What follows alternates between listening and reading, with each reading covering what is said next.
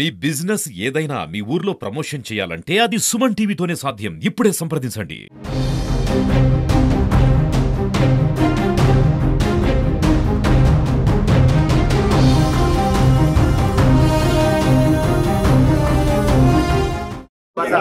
వీళ్ళు ఇచ్చేసారు, తప్పుల్ని కవర్ చేయాలి.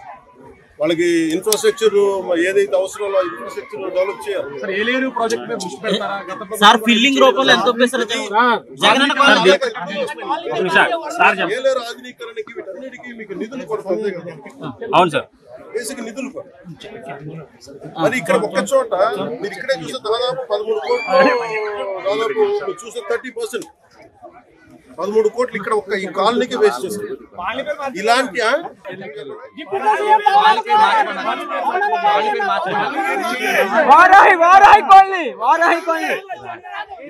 కాలనీ పేరు మార్చుకోవడం మీరు అందరూ కోరుకొని కాలనీల పేర్లు ఎందుకు నాయకుల పేర్లు ఉండకూడదు చెప్తారు. వాళ్ళ జేబులో డబ్బులు కాదు. నేల కోసం పనిచేసిన నాయకుల పేర్లు పెడితే మంచిది. పిఠాపురం మహారాజు గారు ఉన్నారు, అలాంటి గొప్ప మహానుభావుల పేరు పెడితే మంచిది.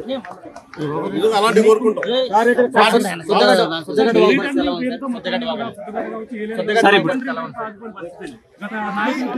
మీకు డబ్బు పరిమితమైన డబ్బే ఉంటుంది. ఈ డబ్బులు మీరు ఎక్కడ ప్లాన్ చేయాలి? ఇక్కడ వీళ్ళు నిజంగా చెప్పండి, ప్రతి చోట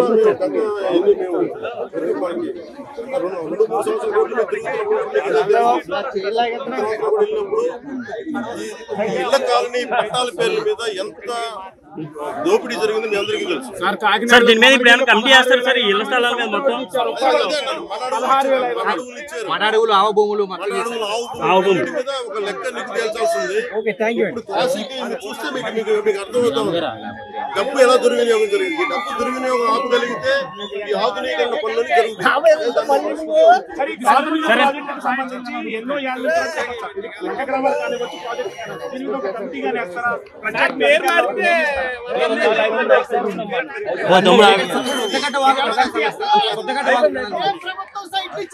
సార్ కొంచెం ఫ్రంట్ రోడ్ల కరెంట్ ఇచ్చిన తర్వాత సైట్లు మారండి. ఏ ప్రభుత్వం ఇచ్చినా సరే, మన ప్రభుత్వం ఇచ్చినా సరే కరెక్ట్. నేను అదే నిజంగా ఇన్ఫ్రాస్ట్రక్చర్, కరెంటు, లైట్లు, నీళ్లు, డ్రైనేజ్ లేకుండా లేఅవుట్ వేయకూడదు.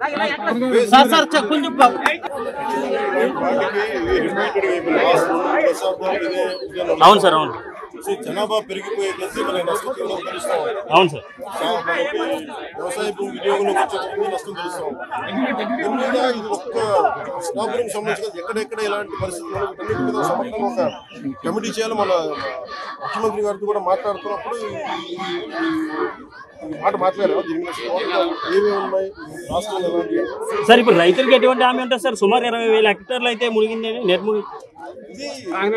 వరదలు తగ్గిన తర్వాత దీని మీద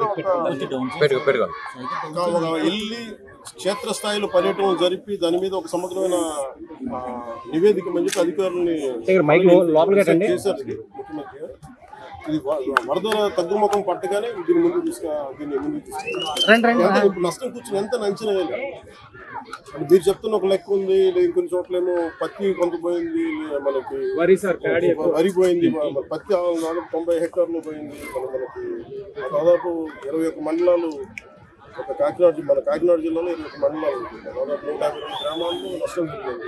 ఇప్పుడు అదే లష్కర్ లో కూడా ఇప్పుడు ఏలియన్ రిజర్వాయర్ సంబంధించి లష్కర్ లో అయితే తక్కువ ఉన్నారు, దాని వల్ల కూడా ఇబ్బంది.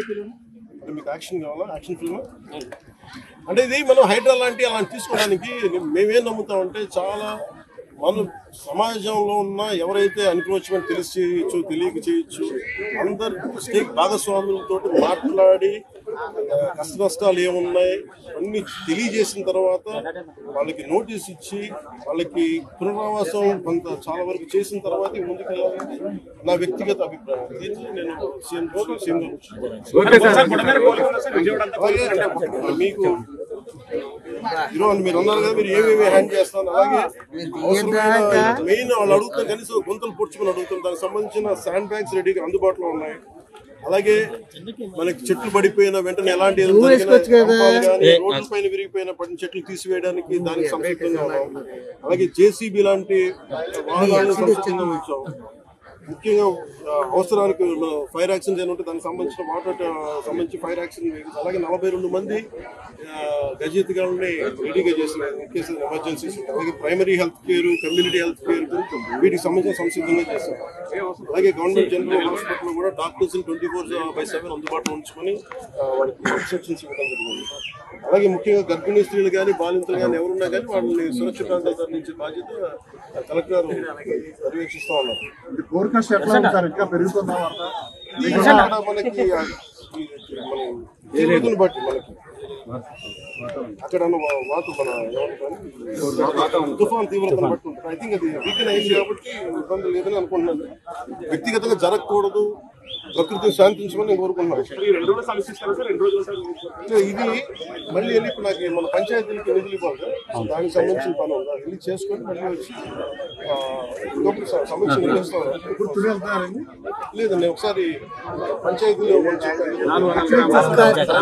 విజయవాడ కోలుకున్నట్టేనా? బాధితులంతా విద్యార్థులు పంచుతారు ప్రభుత్వం తరఫు అన్ని బాగున్నాయి, కోలుకున్నట్టేనా? ఇది ఇంత వరద వచ్చిన తర్వాత రాత్రి ప్రాక్టికల్గా మాట్లాడాలి. అది అంటే ప్రభుత్వం ఎంత సంసిద్ధంగా ఉందని చెప్పడానికి, ఇలాంటి కష్టాలు వచ్చినప్పుడు అమెరికా లాంటి దేశాల్లో కూడా మీకు కూర్చోబెట్టి తుఫాన్లు వస్తే మొత్తం లక్షలాది మంది, వేలాది మంది నిరాశలు అయిపోతారు. అడ్వాన్స్డ్ కంట్రీ అలాంటిది మనకి నేను అడిగింది మేము ప్రభుత్వం తరపు నుంచి లేదంటే అధికారుల తరపు నుంచి సంసిద్ధంగా ఉన్నాం. అలాగే మేము కోరుకుంటుంది కూడా ప్రతి ఒక్కరు కూడా దీని బాధ్యత తీసుకోవాలి. అలాగే వైసీపీ నాయకులకు కూడా విమర్శల కంటే కూడా మీరు వచ్చి ఆ రంగంలో దూకాలని కోరుకుంటాం. ఏమేం చేయబోతున్నాం అనేది ఇది మెమరీ టెస్ట్ రాసుకుని వచ్చాం. మెమరీ టెస్ట్ అలాగే బేసిక్ ఇది మెమరీ టెస్ట్. ఎలాంటి సహాయ కార్యక్రమాలు జరుగుతున్నాయి ఇవన్నీ మీకు విడుదల